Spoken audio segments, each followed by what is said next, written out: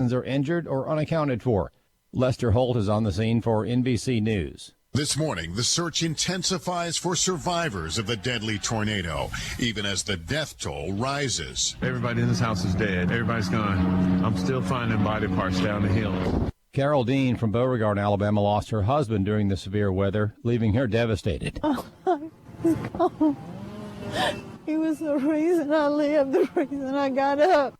Victims of the tornado range from age 6 to 90. President Trump is tweeting that Democrats are overreaching as they ramp up efforts related to the investigation into Russian collusion.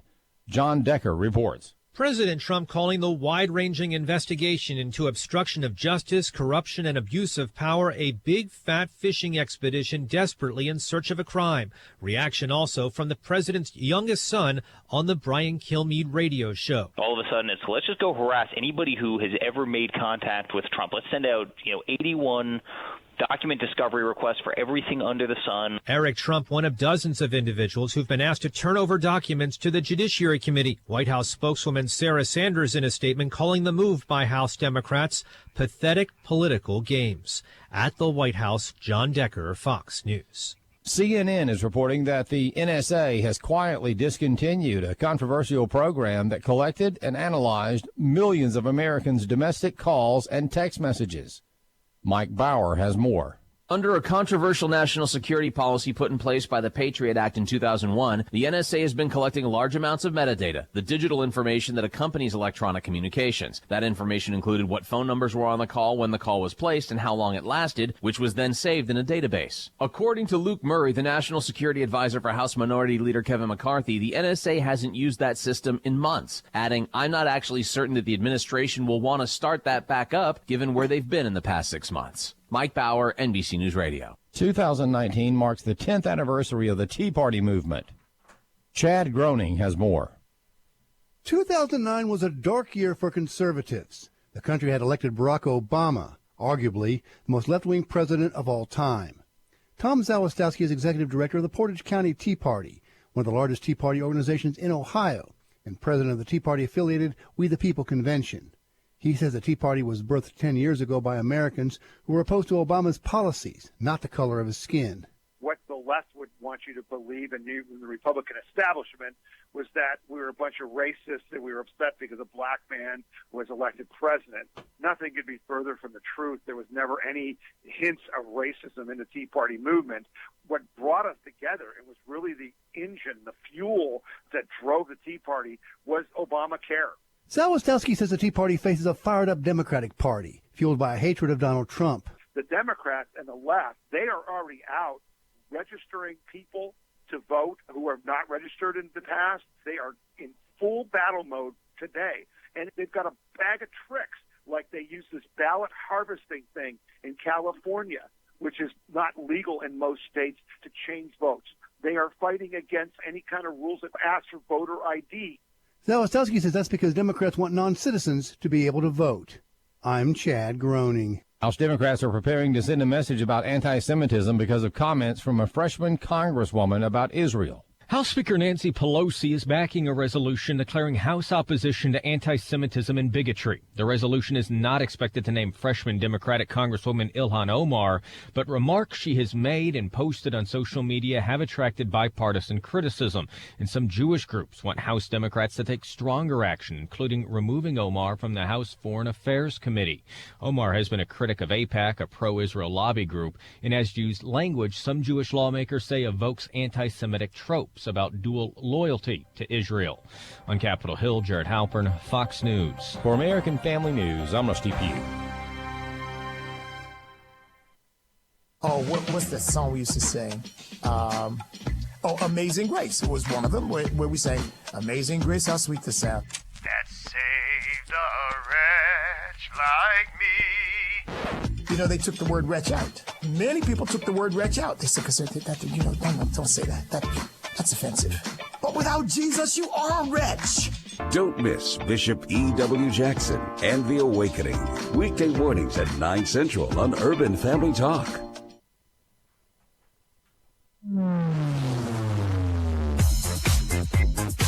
She's sharp, pointed, and insightful. This is Stacy on the Right on American Family Radio and Urban Family Talk. California lawmakers suspicious of voter fraud may be getting their wish to have the DMV audited. Launched last year, the state agency's motor voter program registered drivers to vote, but some state leaders claim thousands of errors were made. Government has gotten so big and invasive that it's really good for us to take a step back and say, is this the proper role of government, or is it really better done and more effectively done by individuals outside of government? Start with the president's approval rating. 610 days now until Election Day 2020. You're keeping count at home, right? And a new set of numbers, an uptick in job approval in the latest NBC Wall Street Journal poll, and some decent numbers in key states. They came from all over, and what we did in 2016, the election, we call it with a capital E, this has never, ever happened before, and now we have to verify it in 2020 with an even bigger victory. And now, Stacy Washington. Yeah. Pretty fantastic, right? Welcome to the program today. It's Stacy Washington, host of Stacy on the Right here on American Family Radio and Urban Family Talk. Thanks for making your home here at AFR and Urban. We have a jam-packed show for you today. We're going to chat with Heath Mayo. He's a management consultant and GOP political commentator. He's a millennial. He's on the young side, and he's kind of starting up a new movement, if you will, something that is kind of going against what we saw last week at CPAC, where I broadcast live from Media Row. And he has some problems with the things he's seeing there, some of the people who are featured there. And so he started his own movement, and he had a pretty successful launch this past Saturday. And so he's going to come on the program and chat with us about that. We're also going to be discussing a number of stories, illegal border crossings hitting 100,000 in 1 month. So just in case people are going to say the border is not really a problem, it's kind of a problem when 100,000 people present themselves at the border in 1 month, illegally and lawfully. And by lawfully, I only mean they're applying for asylum. Also, you might notice if you're watching the live stream, I'm wearing this shirt is an assault shirt, Stacy on the Right. It's the only one in existence. We used to sell these back when I had the weekend show. But that's the shirt that we have on for today, the shirt du jour. And then I have some kind of really good news. It's the news of the type that you can only point heavenward and say, we know why that happened, about a West Virginia church that was destroyed in a fire. And the only thing that survived were the Bibles and the cross. So we'll talk about that as well. And then, of course, on the news of things that the president is doing that no one talks about, he has yet again received his quarterly paycheck and donated it to an organization that means something to him. And I'll tell you where he sent that money this time and why he did that, why he chose that organization. He's not receiving a salary for being commander-in-chief. He's losing just millions and millions of dollars in value. And he's doing all of that because he wants to do the job and he wants to answer the campaign promises that he made to we the people. So first, let's get into the encouragement for today. It's Isaiah 40, verses 1 through 10. I loved this verse today when I was just reading it and kind of meditating on it, and it was very encouraging to me, and I hope it'll be the same for you. Comfort, comfort my people, says your God. Speak tenderly to Jerusalem and proclaim to her that her hard service has been completed, that her sin has been paid for, that she has received from the Lord's hand double for all her sins. A voice of one calling in the wilderness, prepare the way for the Lord. Make straight in the desert a highway for our God. Every valley shall be raised up, every mountain and hill made low. The rough ground shall become level, the rugged places a plain. And the glory of the Lord will be revealed, and all people will see it together. For the mouth of the Lord has spoken. A voice says, cry out. And I said, what shall I cry? All the people are like grass, and all their faithfulness is like the flowers of the field. The grass withers and the flowers fall, because the breath of the Lord blows on them. Surely the people are grass. The grass withers and the flowers fall, but the word of our God endures forever. You who bring good news to Zion, go up on a high mountain. You who bring good news to Jerusalem, lift up your voice with a shout. Lift it up, do not be afraid. Say to the towns of Judah, here is your God. See, the sovereign Lord comes with power, and he rules with a mighty arm. See, his reward is with him, and his recompense accompanies him. That's totally comforting because, as you know, in the Old Testament, after the Israelites were freed from captivity in Egypt, they would eventually make it into the Promised Land, and then they would have years and years of war and conflict where they had to kick out the people who were in the Promised Land because God was giving it to them. And then after that, they had war even beyond that during the years of David, because David was a warrior king, and they subdued and brought into their own service the peoples around them, either wiping them out or bringing them into some kind of servitude. And so there was really not a lot of peace going on for the Israelites. They were constantly at war.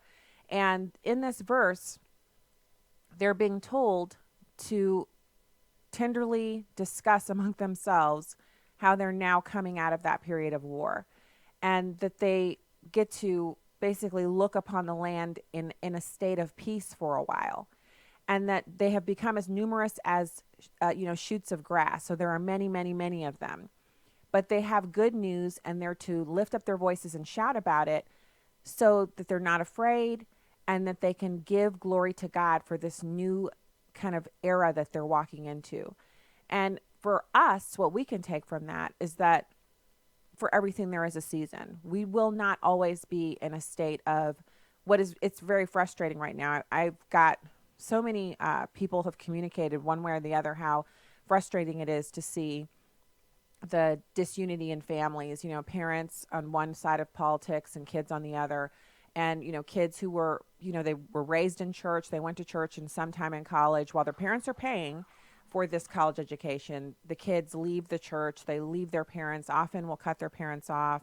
They marry someone of the same political persuasion, and then, the family is torn apart, and the parents are distraught and upset by this.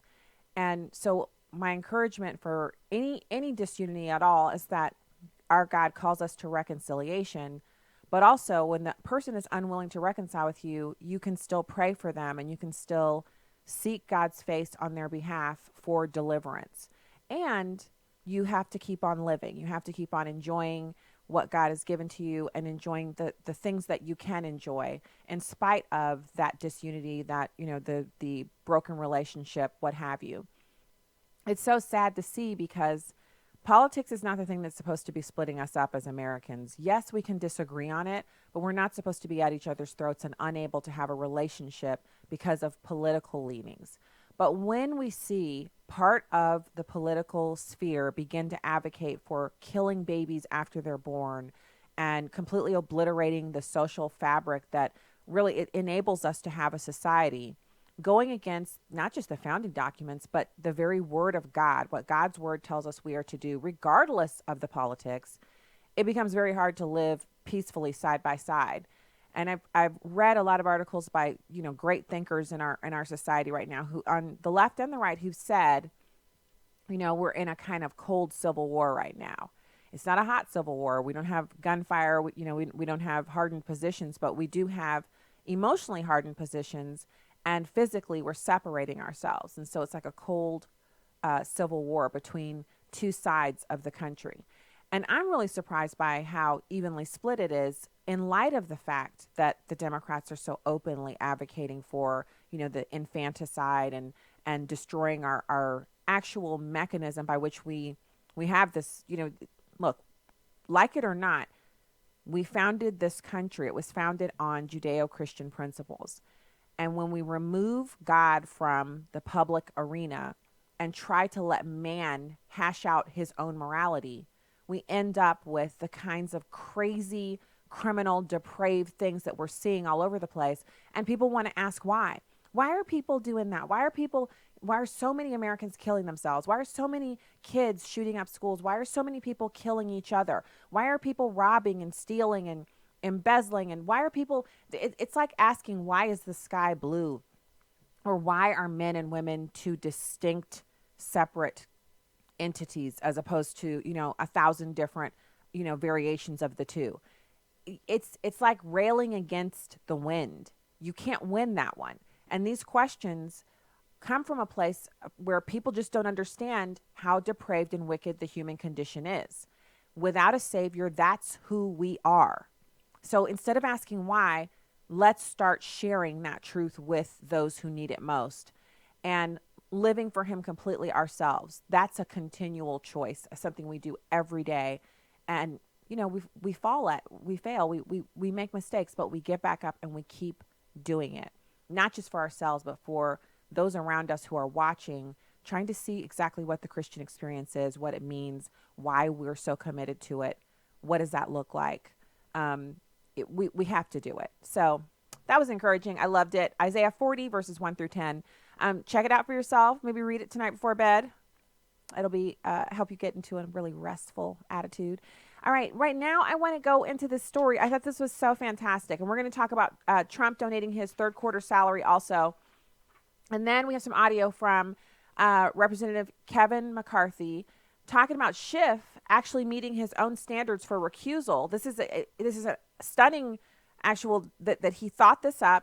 It's kind of stunning to me because Schiff will never get it. It's like, most other things that we try to explain to Democrats, it goes straight over. It sails right over top. This is one of those things that Schiff's never going to get or admit to, but Kevin McCarthy makes the case quite well. So this devastating West Virginia church fire didn't burn a single Bible. These are firefighters who arrived at Freedom Ministries Church in Grandview, West Virginia, and they were stunned by what they saw as they were leaving. It was a devastating fire that was so hot, firefighters had to back out of the building at one point. They couldn't handle the heat, even with their gear on, and it ravaged through the building. Then they went through the charred wreckage afterwards. They noticed something extraordinary. Everything should have been burned completely to ashes because the building was completely destroyed, a total loss. But in the ashes, they found all of the Bibles that had been in the church. It's a pile of about a dozen intact Bibles piled up right in the middle of the rubble. And they were unharmed. So they're charred around the edges, but they're not burned. Completely untouched. Kind of fantastic. So I thought that would be a great piece for us to think about today. And so this is the third quarter check from the president, or from the U.S. government. The U.S. Treasury pays the president quarterly. He gets $100,000 a quarter. The presidential pay is $400,000 a year. And President Trump has donated his salary for the third quarter of 2018 to the National Institute on Alcohol Abuse and Alcoholism. He pledged before he was actually inaugurated to refuse the $400,000 salary. And since then, he's kept that promise by donating to a different organization each quarter. So far in 2017, his paychecks went to the National Park Service, the Education Department, the Department of Health and Human Services, and the Department of Transportation. The first two checks from 2018 went to the VA and the Small Business Administration. And now the third quarter check goes to the National Institute on Alcohol Abuse and Alcoholism.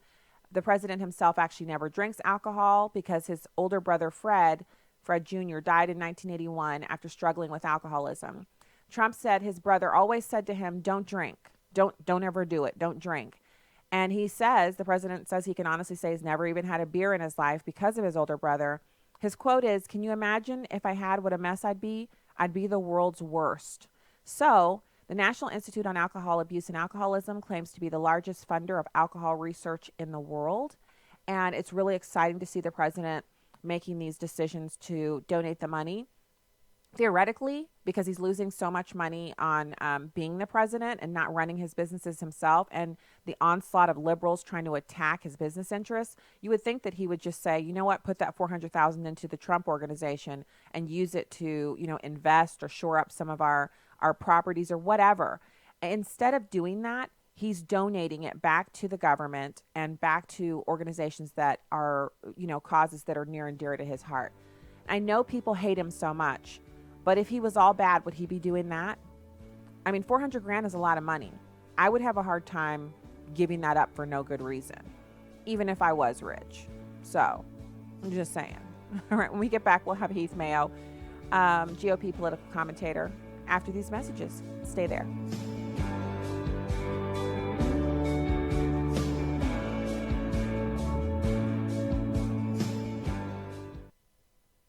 You know what's really nice about our tour of Washington, D.C. and Mount Vernon in September is the fact that we're with Christians who support our ministry from all over the country, who may talk differently, but we have a like mind and a like heart. And it's always a joy to spend time with our supporters. So if you want to join us on this September Spiritual Heritage Tour, Washington, D.C. and Mount Vernon, we'd love to have you. Now, for all the information, the dates, the pricing, everything, go to spiritualheritagetours.com. We'll fill up soon. The June tour is already sold out. We're going to fill up soon for September, so don't delay. We also go to Williamsburg and Jamestown on a tour preceding the Washington, D.C. tour. So if you'd like information on either one or both of those tours, go to spiritualheritagetours.com. That's spiritualheritagetours.com. Hi, I'm Crawford Loritz with a Legacy Moment. I know of a Christian organization that several years ago found its ministry floundering. Things just were not going well. It seemed as if God was withholding his blessing. It was around this time that it was discovered that one of their leaders, sadly, was living in sin.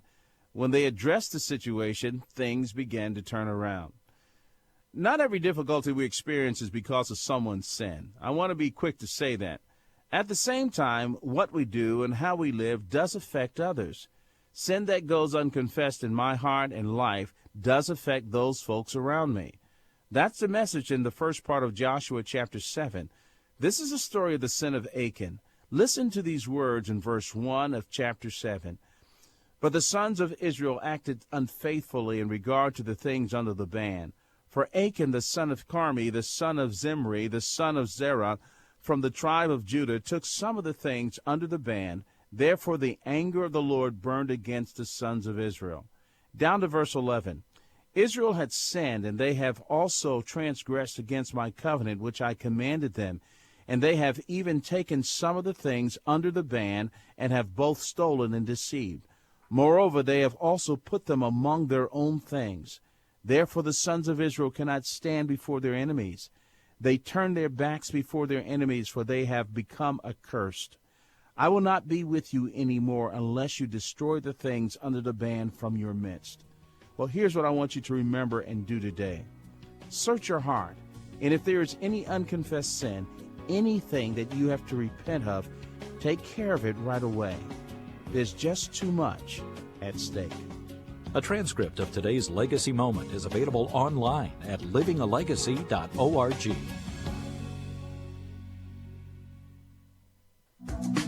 You can watch a live stream of the show on Facebook or YouTube at Stacy on the Right. Now, back to the show on American Family Radio and Urban Family Talk.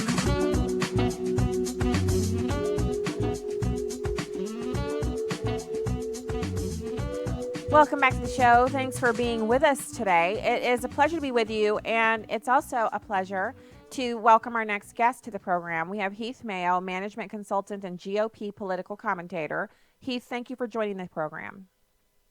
Well, thank you for having me, Stacy. It's a pleasure to be here. Sure. So let's talk a little bit about what you had going on this weekend.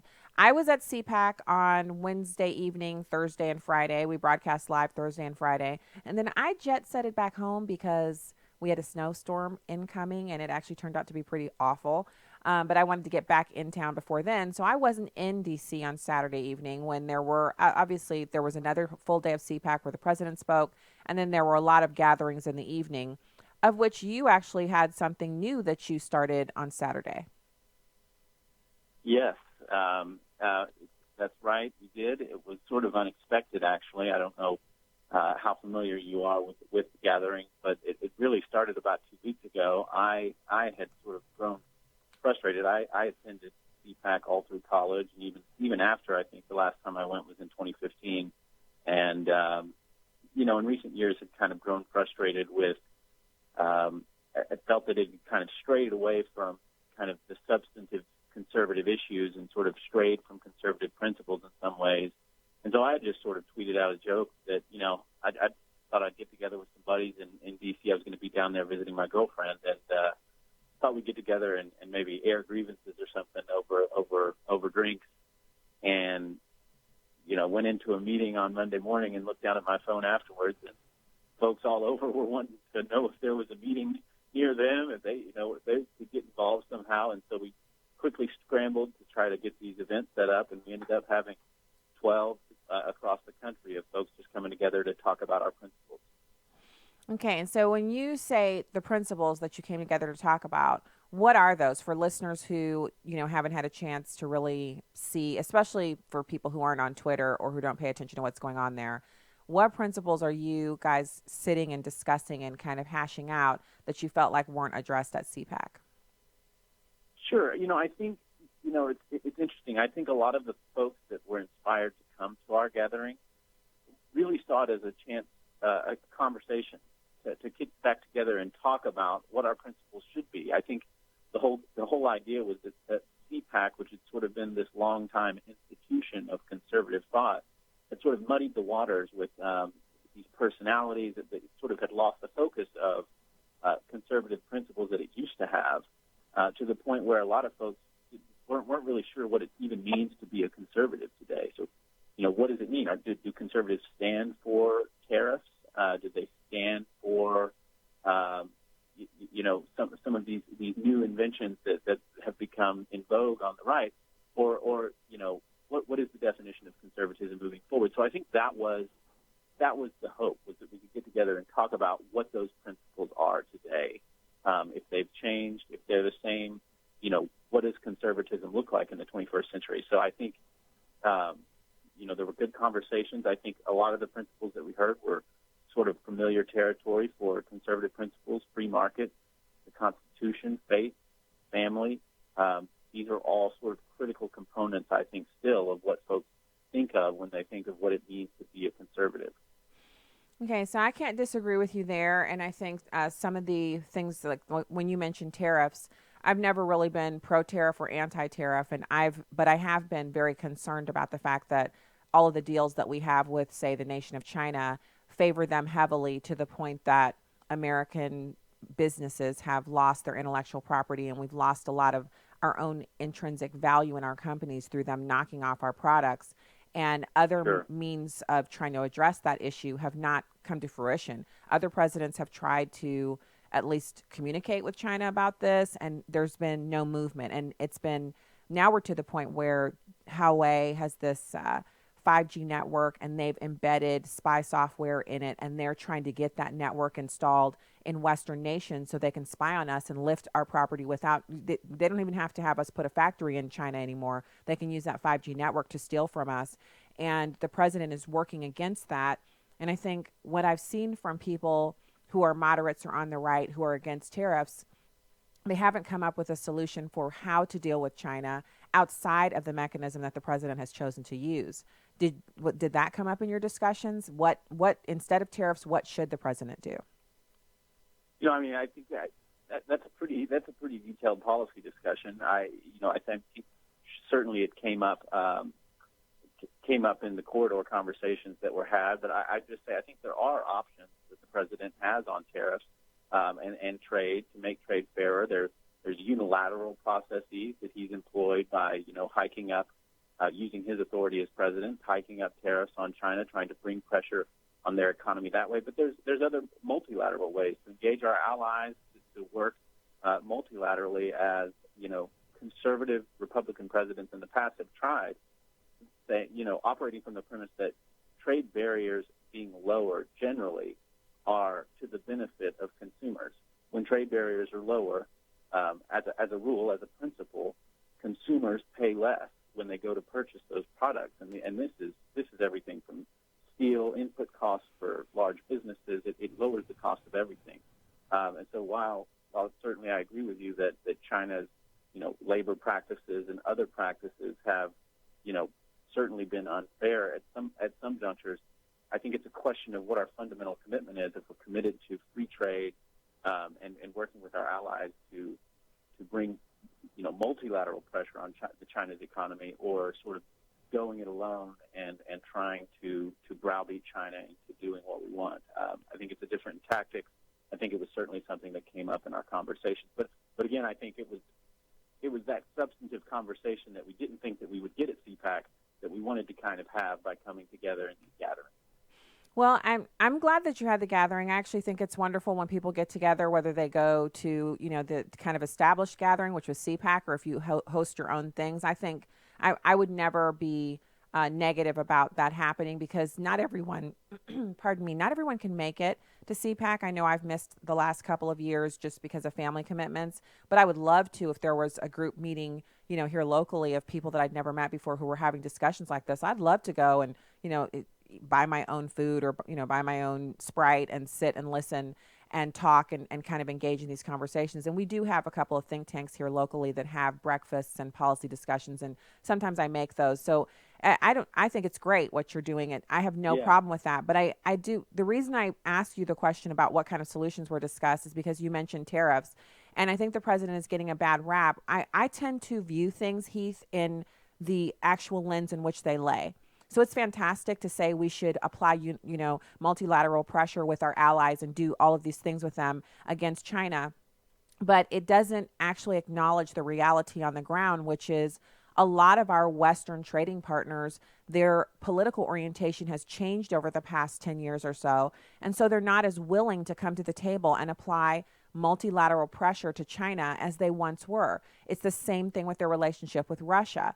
And so 10 or 15 years ago, that would have been a fantastic means by which to get this done. But at this point, if we're talking about goods and services being cheap enough, stuff's pretty cheap. You can buy almost anything you want in America. Everything is really cheap. Now we have to look at, on the long end, if we allow China to continue to steal from us the intellectual property and the advancements that they're able to get from simply robbing us blind, because the ideas and the creativity come from here, then they won't need to do that in 10 or 15 years. And they could literally say, no more China, Chinese factories for you. They could cut us off on the things that we still need from them, because they will have robbed us of what they need from us. And so the geopolitical positioning that the president is trying to assume is one in which we put our business interests and our intellectual elites, which is what really that's the goal that we have that they don't have. They can't churn out the kind of creatives that we churn out that create the kinds of products that, go around the world 1,000, 1,000,000 times, that require 100,000 screws in, I need 100,000 screws in 2 hours. Their people aren't creating anything like that. They don't have anyone who's created the equivalent of the MacBook Pro or the iPhone from scratch out of their own mind. They dream it up in their garage and make it. That's something that comes from here. And so the long goal, you have to see further down than just, I'm a conservative and I hate tariffs, because tariffs are definitely something that we're against as conservatives, limiting the market, command and control. I'm totally all for that too. I've read the books. I'm down for the cause, but I'm also really concerned about where we are now, because previous presidents have not addressed this issue. And so you talked about other principles that aren't being addressed at CPAC.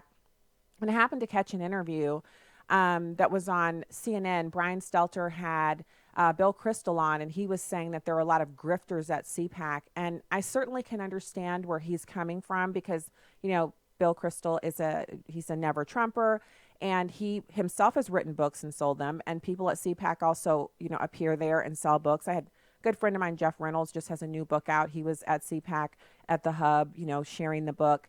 But I'm wondering if this kind of newfound distaste for people who are selling books comes from not liking President Trump and the influence that he's had over CPAC, or is it really that we don't want people writing books? Because I'm writing a book, and I hope to have it at CPAC at the Hub next year. Or is it really just the writing of the books and selling them at the Hub at CPAC?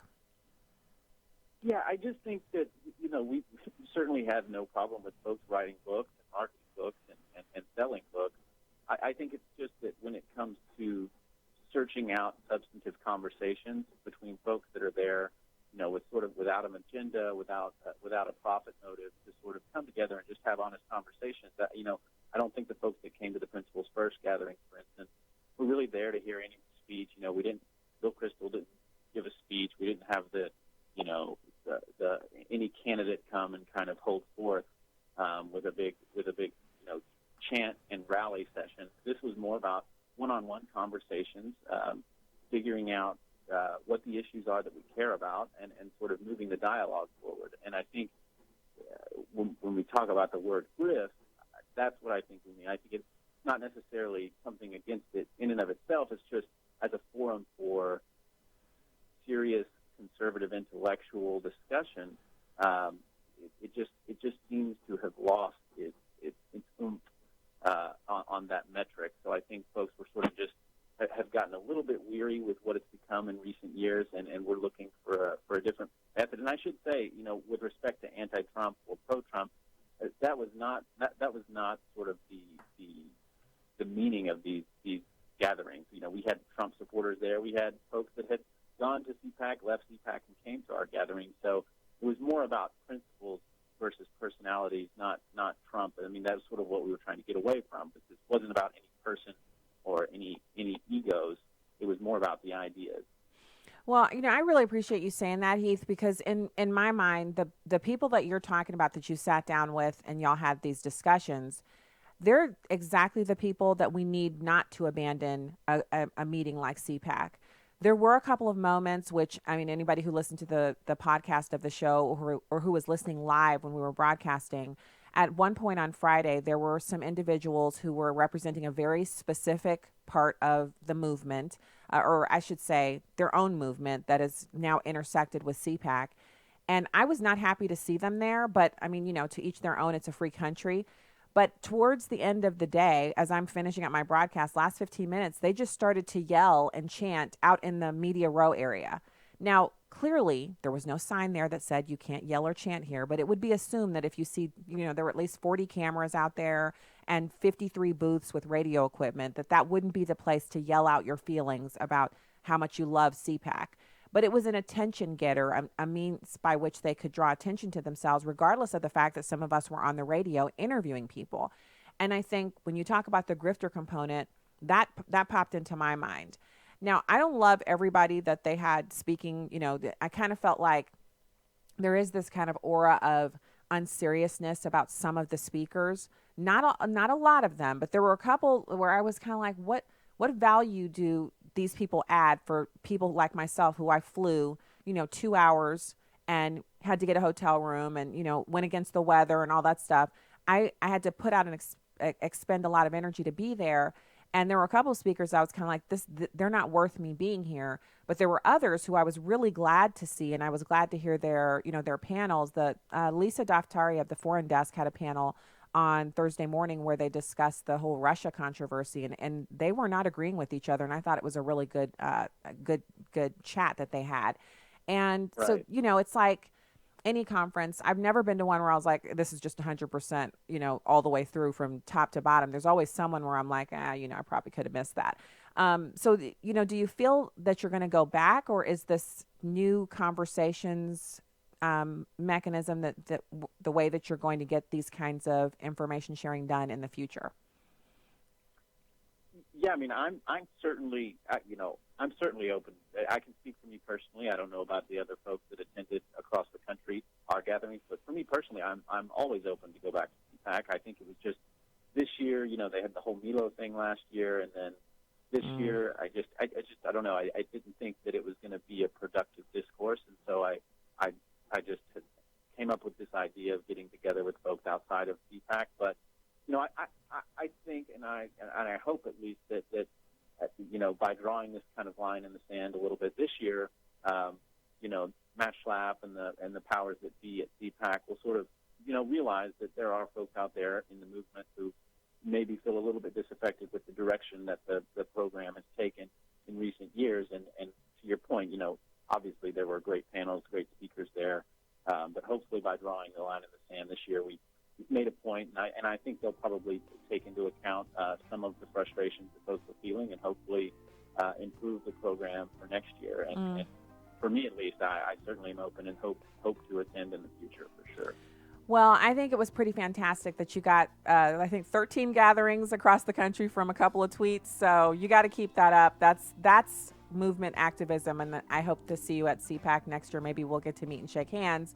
Heath Mayo, management consultant and GOP political commentator. Thank you for your time today. Absolutely. Thank you, Stacy. Have okay. a good one. You too. We'll be back with more. Your calls at 866-963-2037, 866-963-2037. Be right back.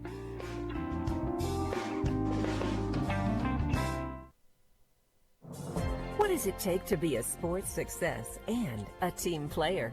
Here's Pro Football Hall of Fame coach Tony Dungy with today's Uncommon Moment. Every team has an unsung hero. For the Oakland Raiders of the 60s and 70s, that hero was Jim Otto. Otto played at the unglamorous, thankless position of center on the team's offensive line. He played in 308 consecutive games, the most in Raider history, but his incredible toughness came at the expense of his body, including 8 knee replacements since he retired.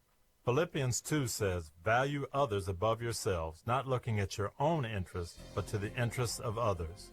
Jim Otto was the consummate teammate. He played hard on every snap and received very little glory. He helped everyone around him play at their best. Tony Dungy, best-selling author of Quiet Strength and the Uncommon book series. Discover more at CoachDungy.com. J. Warner Wallace. I think we're blessed as Christians that we don't believe something that's not rooted in history. We believe something that had to actually occur. As Paul said, if the resurrection didn't actually occur in history, we're to be pitied. And that's the beautiful thing about Christianity, is it's something you can actually investigate. I'm grateful for that, because as an investigator, that's exactly how I came to faith. The Marriage, Family, and Life Conference is coming June 20th through 22nd. Learn more and register at urbanfamilytalk.com. Stand by. The BSAC radio show spotlights Christian rap artists. Never try to put me on the pedestal. The Lord is working on me. I'm getting better still. Hear in-depth interviews and news about upcoming releases. What's your motivation? Jesus, he's a motivation. BSAC is the Biblically Sound Artist Coalition. Don't miss the BSAC radio show. Saturdays from 10 a.m. to noon Central on Urban Family Talk. Fox on Family. Sometimes making friends is easier at summer camp than during the school year. When you go to camp, you can be who you want to be. It gives you a chance to reestablish yourself and reinvent yourself in many ways, away from the school drama. Also away from some of the other pressures in today's social media environment. Father of 3 Todd Rothman, owner-director of Deer Kill Day Camp in New York, says taking a break from technology is a theme for most camps, making memories in person, not online. Once you actually say you don't need your phones, nothing important is happening out in that world that you need to be part of, and if you just stay in the present and enjoy today without any sort of digital device, you'll be surprised how refreshing it can be. Though he admits it's a challenge. I will say that our campers and our staff take a few days to adjust. It's almost like building up endurance in the pool or getting used to being out in the sun. But worth it. A life lesson to take home about the benefits of unplugging. With Fox on Family, I'm Lisa Brady. Welcome back to Stacy on the Right on American Family Radio and Urban Family Talk. California's DMV has been rife with scandal. On Wednesday morning, lawmakers agreed to yet another audit, this time focusing on the program that registers drivers to vote. The problems with motor voter difficulties has been raised to such a significant degree that there is a bipartisan effort in this. The department has admitted to mishandling voter registration information for 23,000 drivers and double registering as many as 77,000 others. Assemblyman Jim Patterson claims over 500 Californians may not have been able to vote last November because the DMV did not send their information to the Secretary of State's office in time. The errors include registering 16-year-olds to vote and actually sending them ballots that they could vote through the mail. We have numbers of people who had their registration changed without their approval or knowledge. The Fresno County Clerk's Office says it's no secret the DMV had processing problems last year, but it appears those issues have been straightened out. Wow. So, okay, now a lot of people are pointing out, rightly so, that how can we be trusting of the very people who seem to love voter fraud, investigating voter fraud that was kind of put on by them? Like they messed this thing up to the tune of 77,000 illegal or improper registrations.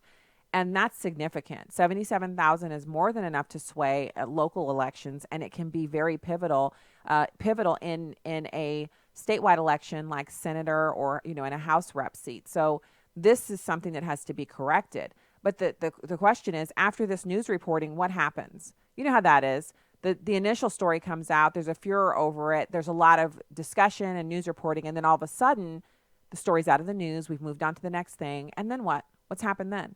Has anything been done? Has anyone been brought to justice for dereliction of duty? That's something that we'll have to kind of keep our finger on the pulse about ourselves. We don't know. We actually don't know what's going to happen. So now I want to get to that audio from Representative Kevin McCarthy. This is about Schiff recusing himself. Now, why would Kevin McCarthy be concerned with Schiff recusing himself? Well, let's listen. It's number 3. There is no collusion, so they want to build something else. They want to persuade to go some other place. Listen, Nadler says he wants his impeachment. He said he had proof ahead of time. You have Schiff, who said he had evidence long before the investigation happened. He's never produced that. And now listen what we find out about Schiff in the Cohen hearing. He talked to Cohen. He met with Glenn Simpson, we found out, even when their own committee said they had problems with the truth in his own hearing. Schiff actually tried to stop us from finding out who paid for the dossier, the Democrats. Schiff has now met Schiff's own standard of why Devin had to recuse himself. Adam Schiff needs to recuse himself for any new investigation. Devin, you mentioned Devin Nunes. He says the entire Mueller report underlying evidence should be made public. Do you agree with that? Yes. Yeah, every email, every bit of it. And as soon as that was made public, that Republicans are saying, yeah, make it public, make the report public and everything that went with it. All of a sudden you see Democrats going on CNN and MSNBC saying, well, we don't mean everything.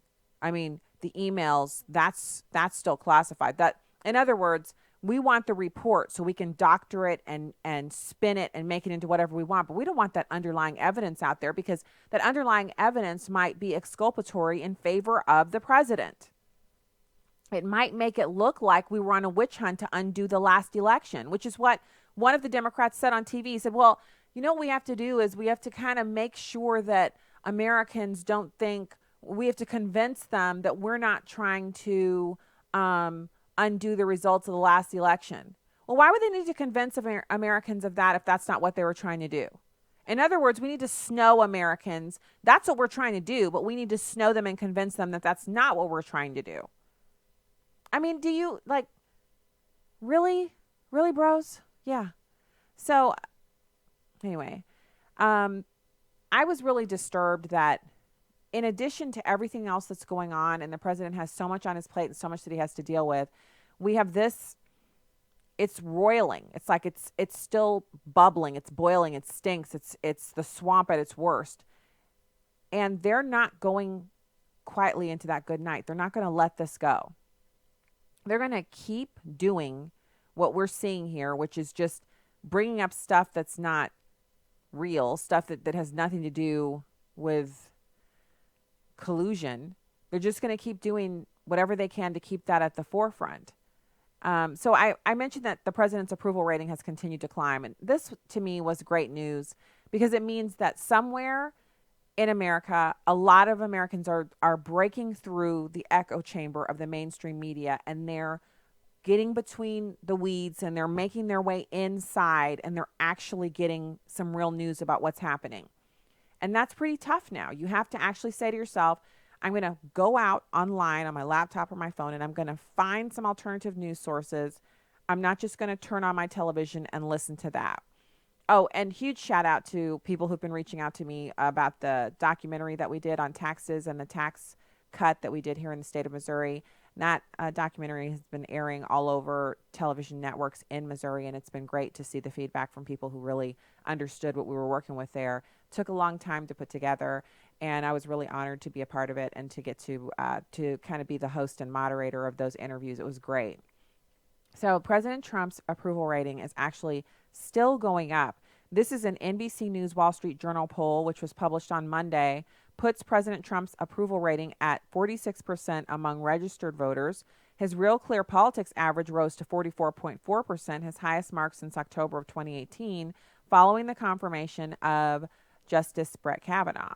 So Trump's highest RCP average of his presidency was 46% just after inauguration, and it has been below 44%, only briefly returning above that level in May, June, and October of 2018.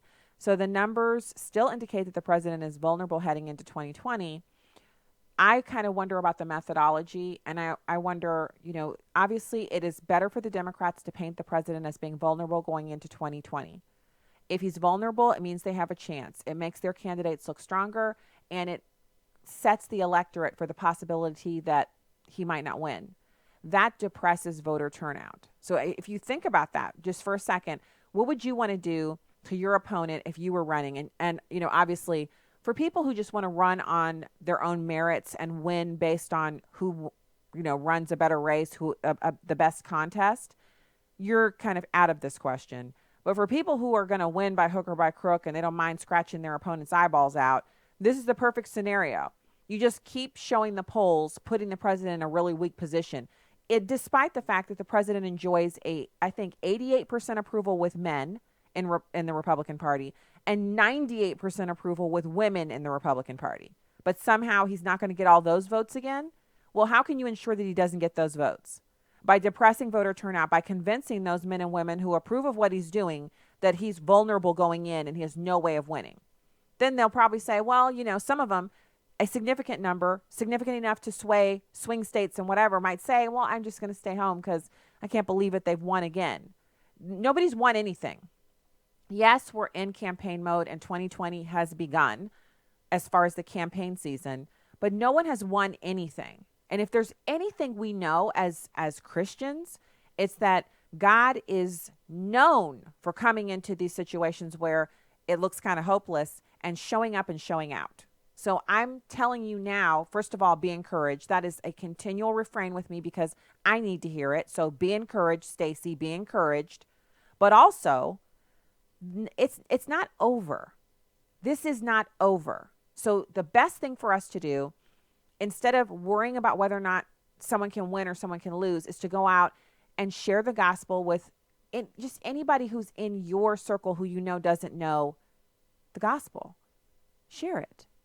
Get that out there and worry about that. And the rest will fall into place.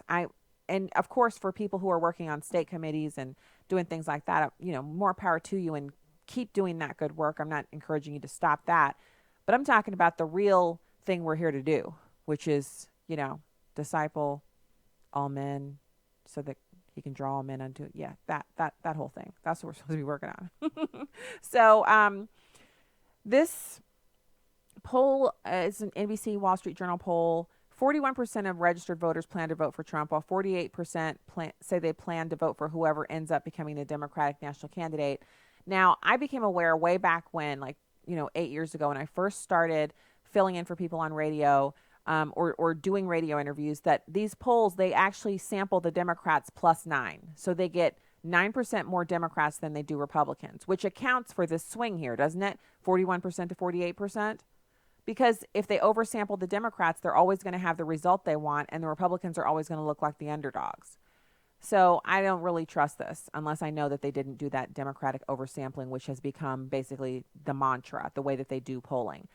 They say, by contrast, at this point in former President Obama's presidency, he was 45% of voters said they planned to vote for Obama, and 40% preferred a generic Republican candidate. Now, the disapproval rating for the president remains high at 52%, but it's an improvement from 54% in December and January. So, on the whole, it's good news. When you unpack it, it's not as steady, but it's still, I'll take it. When you look at the array of individuals who are currently working to spread lies, like some highly favored, future blessed person, so I don't have to insult them on this good Christian radio air, sent me a screen capture of Washington Post, I think, the Washington Post. And they have, so you know how on your phone, if you swipe right, you get to the news section and you can scroll down, and some of it is news that they've curated for you based on websites you visit, and some of it is just straight up news, like whatever the headline is.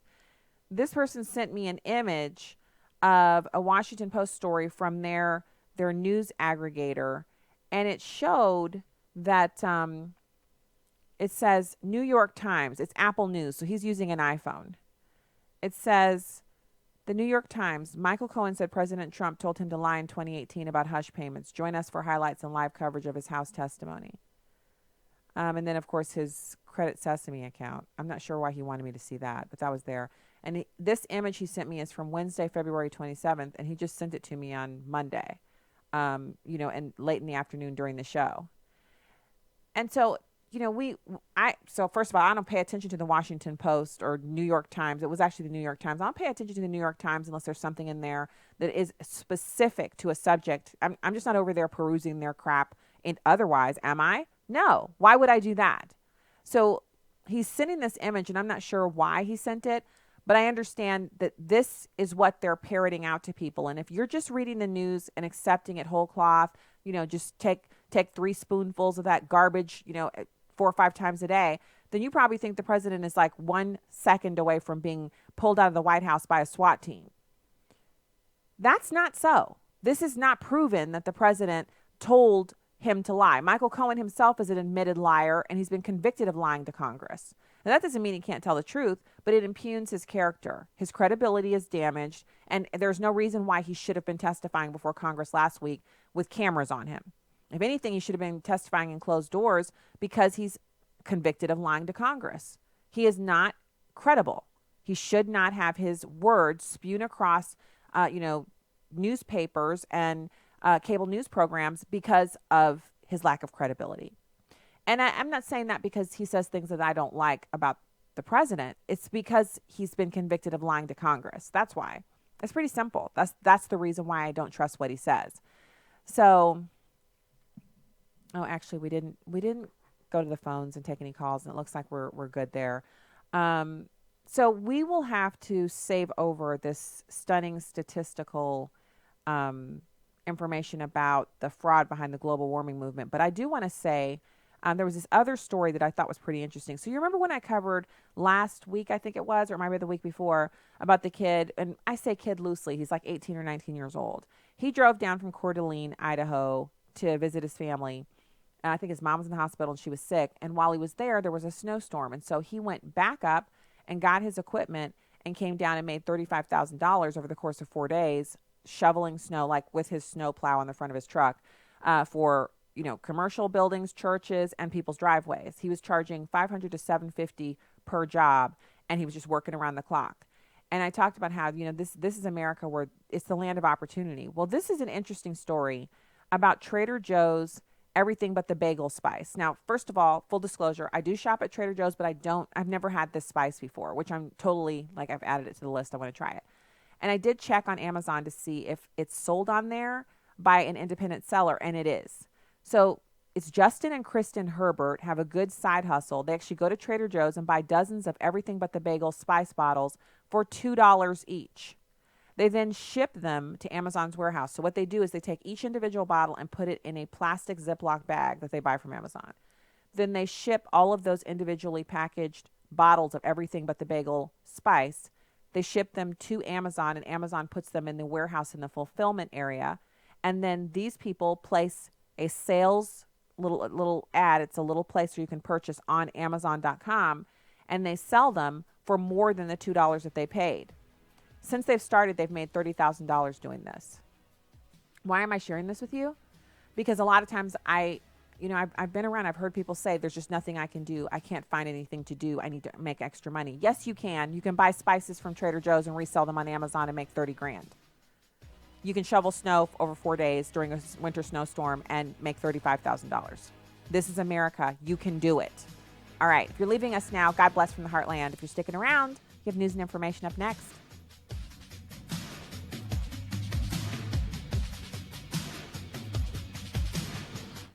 Urban Family Talk.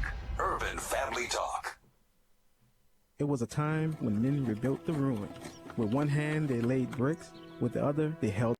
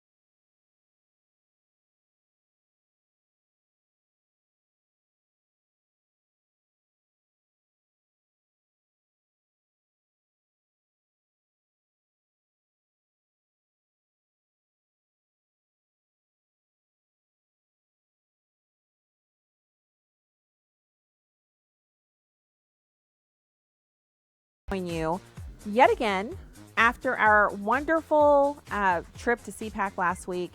We just had such a good time, and I met so many great people. And I have to say, I missed out on some parties because, and when I say parties, it's, you know, just little gatherings at restaurants and things like that.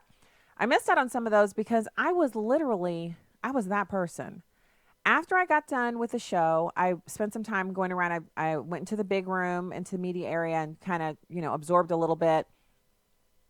And then I just wanted to eat dinner and go back to my room at the hotel. And so I had this opportunity, a couple of opportunities to go and just kind of, I went to the dinner the first night. But after doing the show, I don't know if it was the excitement or the hubbub. I had to go to my hotel room and chill out. Do a little preparation for the next day, talk to my husband and the kids, and then just, you know, it was over for me. I just wasn't up to staying up late and going and mingling and doing a whole lot of that. I felt like I'd met so many people during the day there that it was my time to chill. And so I didn't. And so I saw pictures of people who did go out and who did have a good time hanging out, and it was nice to see, but I just didn't feel like I missed anything. So yeah, I guess I've officially become one of those people. So later on this hour, we're going to have Julia Seymour, Assistant Managing Editor for MRC Business, Media Research Center Business. She's going to come on and talk about the nets, you know, internet, everybody, media, whatever, refusing to report on the jobs boom that we're currently experiencing. And that was one of the things that I don't know if I effectively got it out when I was discussing some of the problems that Heath, Mayo, and his cohorts are having with some of the president's actions. And that is, you know, for the tariffs to have been so devastating, which is what we were told, we're not seeing that in the markets. We're not seeing that in the number of jobs that are being created. Now, I know individual job creators are experiencing the tariffs differently. It depends on what industry they're in and how the tariffs are affecting them directly. But American steelmakers are happy to see the cheap steel that was previously dumped in our country with just basically no notification, just the cheapest steel they could find, dumping it at the lowest of cost, that's not happening anymore. And the president's not getting any credit for that. So I'm fine with giving him his hits and his knocks when he needs them, but also how about let's give credit where credit is due. And I'm concerned that when people say they want to talk about conservative principles, I do too. I think it's fantastic to talk about the things that make the right side of the political aisle operative and the things that make it, so many good policies come from the right. So many good ideas that actually lead to people having their lives radically changed. So many actions and philanthropic work that come from the right-sided political people. And I think that's fantastic. But I think, you know, one of the problems that the Republican Party has is that people are too busy sitting around talking about fantastic policies and looking at charts and graphs and wearing sweater vests. And they're not busy fighting on issues where there should be no middle ground. There's no middle ground on infanticide. If you're trying to find a spot with which you can, you know, still be pro-choice and still, you know, hold the moral high ground, there isn't a place for you to do that. A place by which you can say, we need to legalize people who are in the country unlawfully while still railing against human trafficking and sexual slavery. No place. So you can say you're in a place, but you're not. You're over on the left with the other defenders of the drug cartels. That's who you work for. You should have T-shirts and business cards, and you should have a sticker on your car. Everywhere you go, it should say, I defend the drug cartels. I like opioids and heroin and fentanyl overdoses. And I like babies and little girls and women sold into sexual slavery. I think human trafficking is awesome. I also think Sinaloa cartel is awesome. That's what your shirt should say. And if you don't like me saying that, that sounds like a personal problem to me. That's your problem, not mine. So speaking of someone who has a real problem with the truth, Bernie Sanders was on the Breakfast Club. So if you've never heard of this, it's a wildly popular morning show where they curse. I mean, it's not for the faint of heart. They usually have, this guy who calls himself Charlemagne the God, THAGOD. And that's his nickname. And that's his radio, moniker, his persona. And he's on there with a couple of other people, and they call themselves the Breakfast Club. And so Bernie Sanders, to have any credibility, he needs to go on the Breakfast Club and talk to them about how his policies will help blacks in America. So he went on there, and I thought it was pretty slick the way Charlemagne kind of slipped it in. And listen, when you're listening to the interview, catch that moment where Bernie Sanders realizes he doesn't have anything good to say, and so he just yum yum yum yum. He just marshmallow mouths it on through the rest of the interview. It's number 2.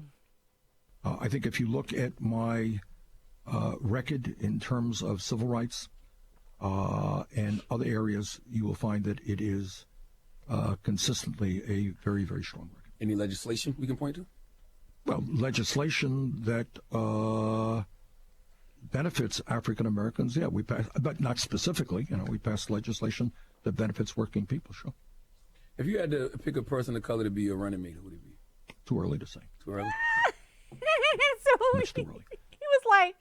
He was like, well, so what we didn't clip for you is right before that, Bernie Sanders was on this long tirade, and he actually puts his hand up to stop Charlemagne from asking him a follow-up question so he can go through all of his, civil rights credentials. Because, he, remember this or not on the march on the Selma on the bridge? I was there. He's doing all that. And he's just, mumble-befumbling it all the way through about how he's been there for civil rights and he's done this and he's done that. And you know what? Good for you, Bernie Sanders. Good for you that you back in the day when some people didn't believe in civil rights and they were against the movement, you were, forward thinking and you were in favor of it. Yay. Good for you. You get some golf claps and off you go. But now, you've been in government for how long? You've been occupying that seat. And so when Charlemagne said, any legislation we can point to, that is the main problem. And you'll hear this a lot. If you listen to black radio, or if you tune into some of the shows on YouTube where people who aren't necessarily calling themselves Democrats, but they are calling themselves independent and they're left-leaning, economics, they're on the left, all that stuff. What they'll say is, they'll say that they haven't seen anything from the Democrats in quite a while. Like, stop talking about civil rights. That's old news. What have you done for me lately? These people are on YouTube saying that. And I've watched some of the shows, and I've been really fascinated to see how they point to economic policies that other communities in this country have received, whether it's legislation or executive orders that have been undertaken, specifically the ones that Barack Obama signed into law. And they'll say, you know what? It's funny is this group, they start talking about how they needed X, Y, and Z, and the Democrats gave it to them. The Democrats actually provided them with legislation to address their issue. But where is that same corresponding legislation for blacks? And, and they often will say, I remember one episode I was watching where she said, and don't start talking to me about welfare policy because all black people on our welfare. And so we don't all need new welfare programs. What we need is policies that help with economic development in socioeconomically disadvantaged areas. Now, when I hear that, I hear someone who's ripe for one of those heritage afternoon tours where, you're in D.C. already or you travel to D.C. and they'll have these speakers come in at the Heritage Foundation and they're there to talk about economic policy. And one of them who's really, really good on this one, who's been on the show before, but is he's just so hotly in demand right now and hard to get a hold of, is Hans von Spakovsky.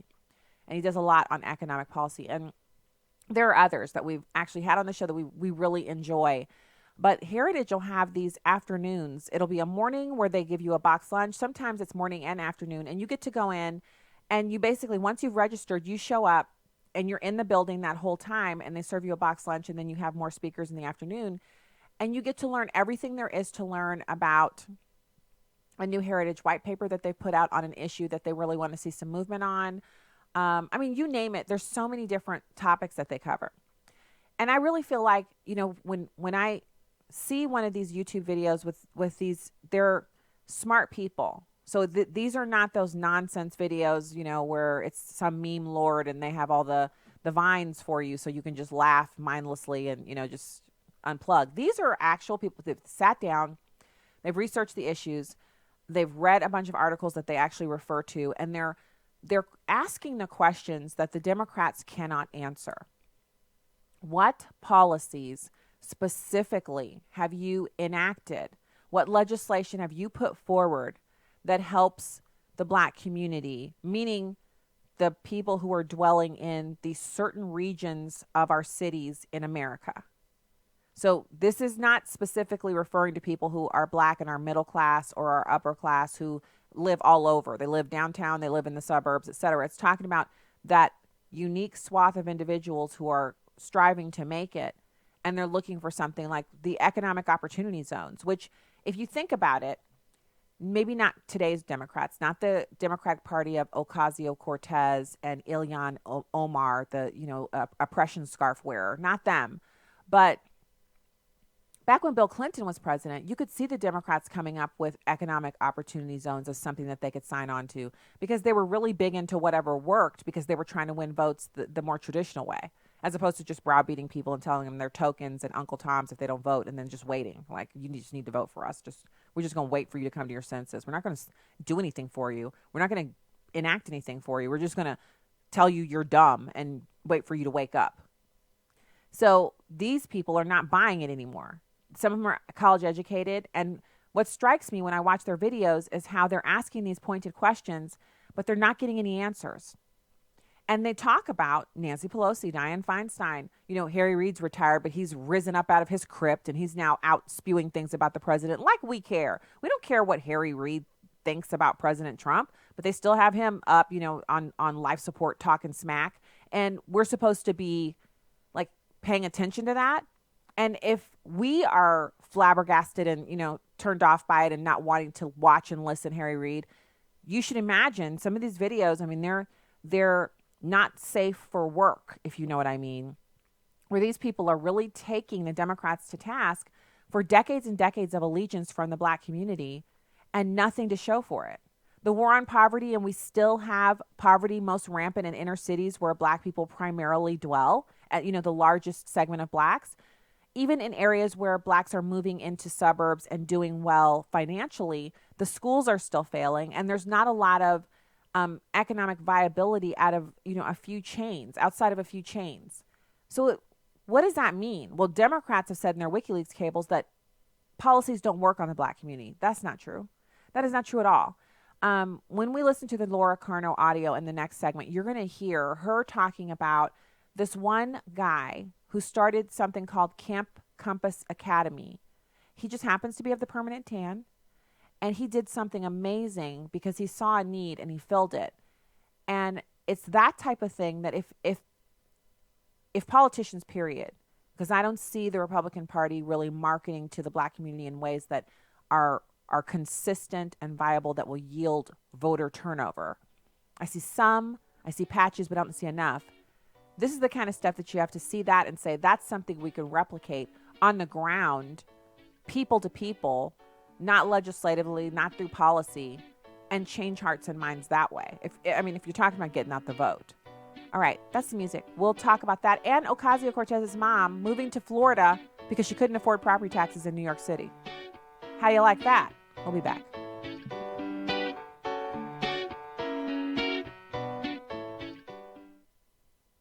Every day in preborn centers across the country, young women in crisis find refuge. Here's Roxy, nurse director for preborn at the Crisis Pregnancy Center in Southern California. A lot of them come to us and they feel rejected, they feel alone, they're in a crisis situation, they don't know what to do, they don't know where to start. We believe that sharing the compassionate love of Jesus Christ is what really makes what we do work. Through love and compassion, young women facing tough situations get to meet Jesus Christ and their unborn baby on ultrasound. And I got to hear and see my baby for the first time. Hearing the heartbeat made me cry, and it was certain that I was going to keep my baby forever. For $140, you can sponsor 5 ultrasounds, and you'll receive a story and a picture of babies' lives that were spared. To donate, dial pound 250 and say the keyword baby. That's pound 250 and say baby. Or go to preborn.com. This is Viewpoints with Kirby Anderson. So often we hear that the vast majority of Muslims are peaceful. While that is certainly true, the claim doesn't go far enough. Many years ago, William Kilpatrick wrote about the vast majority myth. He countered this idea with 3 propositions. The first proposition is the vast majority of people are peaceful until they're not. It's easy to find examples of people who were peaceful for a long time and then quickly turned violent. The vast majority of Hutus were behaving peacefully before the genocide in Rwanda in 1994. By a year's end, the Hutu managed to kill 800,000 Tutsis using clubs and machetes. The vast majority of Europeans were behaving peacefully prior to World War I. All that changed in 1914 when the nations of the world went to war with each other. The second proposition is the reality that the vast majority of people will go along with the flow. The majority of the Hutus went along with the flow. This proposition is especially true in Islam. Most Muslims, especially in this country, would just like to be left alone. They want to go about their business of earning an income and raising a family. Kirkpatrick says that one of the built-in features of Islam is that you won't be left alone. It forces you to be good, and the way to be good is to conform to Sharia law. That is especially true in a country that not only has Sharia law, but also has established a caliphate. The third proposition is that a majority of people in any society are women and children. Although some Hutu women took part in the slaughter of Tutsis, it is true that the vast majority did not. That is little comfort to those who were slaughtered. Most jihadists and suicide bombers are men, and there are some women and children that participate. And while it is true that the vast majority aren't jihadists, that makes little difference in terms of the terrorist danger to me and you. I'm Kirby Anderson, and that's my point of view.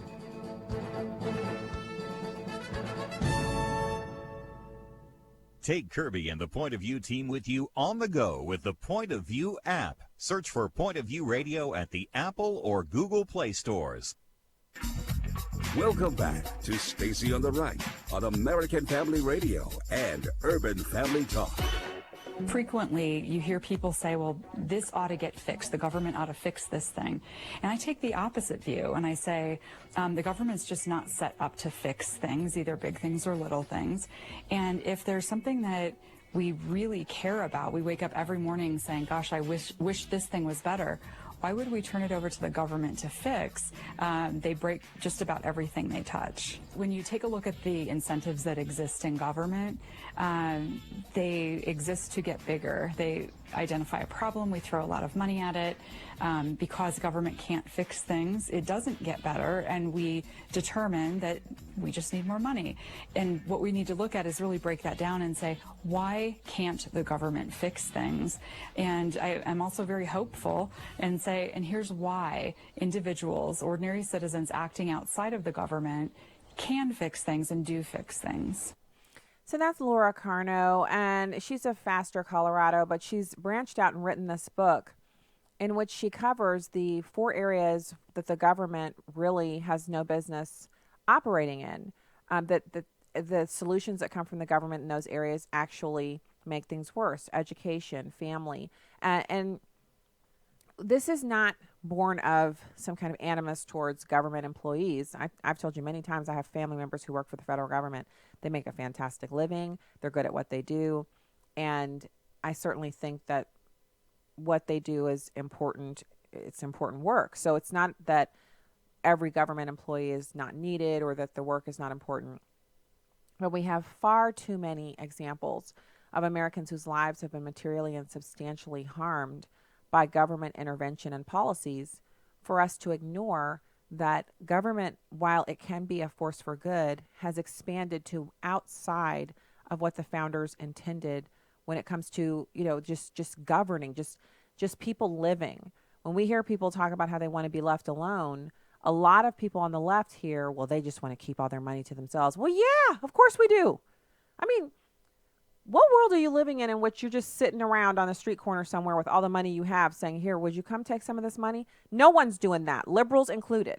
They may talk like they're doing that, but if you look at their philanthropic rates of giving, they're not doing that. Otherwise, the church in America would be the strongest force in the country. If every American who was a member of a church was tithing 10%, we'd have a radically different community in this country, wouldn't we? Everything would be different because the church would be the one providing, help with student loans instead of it being a one-off and a really amazing occurrence to have a church raise $100,000 to pay off the balances of their students like we covered yesterday on the show. That would be a routine occurrence. People would go to church and say, I need to be in membership here because if I ever fall on hard times, this is the place that I know helps people. The reputation of the church in America would be such that if you said, I know so-and-so's fallen on hard times, the first thing anyone would say within earshot would say, oh, that church, they provide that kind of help. Or, you know what? What did you say? Her children are small. Actually, this church over here does that. But we don't have that kind of reach and impact because we have people going to church who don't give. And yes, politics is not the answer to that. That's a heart condition. But statistically, people on the right side of the political aisle give more philanthropically as a percentage of their income than people on the left. So the ones who most demand that you give up what you have are the ones who are least likely to give up what they have to help somebody else. They like the government to take it and redistribute it. So Laura Carno, in this interview, she covered a lot of different topics, but she specifically came back to this guy who he was working with kids and he saw some really tough stuff going on and he wanted to put a stop to it. He wanted to make a difference in their lives. And he started something called Camp Compass Academy. It's number 5. So John Anoni in Allentown, Pennsylvania, he's a teacher, and he doesn't feel like he's doing enough for some of the kids who turn to gangs because they don't have a complete family structure. Doesn't feel like he's doing enough as a teacher, so he starts Camp Compass Academy. And it's been 20 plus years in operation, and it's an after-school program. And long story short, they end up being able to take these kids hunting. 0 of the kids have gotten into trouble with guns and crime. And that's not the same as the kids who don't go to his academy. So you say, okay, can the government reduce gun violence in Allentown? No, it has no idea to do it. But John Anoni wakes up every day saying, I want to save kids, so John can do it. As you hear the simplicity of that, and of course, it's so easy to tell the story of how, 20 years after he started doing it, how he's been doing it for 20 years and what an impact it's made. And you have to think back to when he first started this idea, and you have to think his wife or whatever his spouse, he's thinking I have this idea, and she had to have been like, you want to what? And how are we going to pay for that? And what? And or maybe she's one of those ones who she's all in. Her husband has an idea, she's all in. No matter the case, it couldn't have been easy to start. It's not like he just woke up one day, he had everything all organized, everything was, and the recruitment mechanism was there, and he just said, I'm going to do this camp, and it just came together. He had to put it together. He had to work to create this environment by which he could make this change. Now, clearly, whatever it was that it took, he had it because he made it happen, and it's been going on for 20 years. And if you think about the ripple effect he's had on that community, how many people in that community who can look back on that camp and say, that's where my life began to change. That's when I began to understand what I was going to do with my life. That's when I began to understand I would never be a part of the gang that's in that town. How many people were rescued from that life of crime and degradation and eventual incarceration? Well, we can't really know. You can count the numbers of people who graduated, but you can't know what impact it had on others in their lives.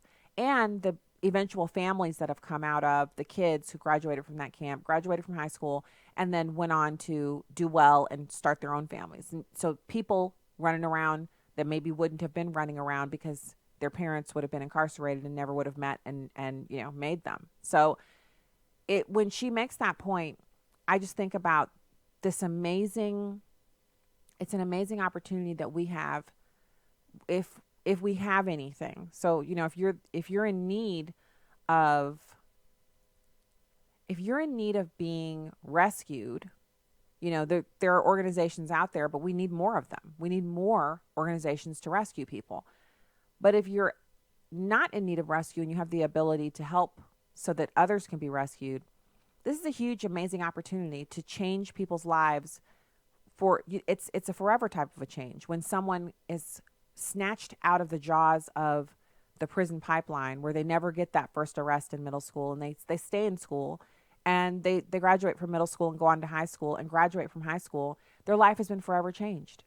They're now on a trajectory where they can do more than they could certainly if they didn't graduate from high school. Because in this country, lacking a high school education really cuts you out of a huge segment of the job sector. You're really relegated to only being in the service industries. But if you graduate from high school, at any point you can decide to get more training, whether it's apprenticeship, in the trades, or going on to a technical school, or going to school to, cut hair, beautician license, what have you. Sky's the limit. You can go do any of those things. You can even join the military. You only need a high school diploma to join the military. So you have to have that very basic first step under your belt. And the poverty-ridden, crime-ridden situations like in Allentown, Pennsylvania, where John Annoni rescued these kids from, where he's currently rescuing them from, it's really a matter of life or death that you don't get involved with the gangs.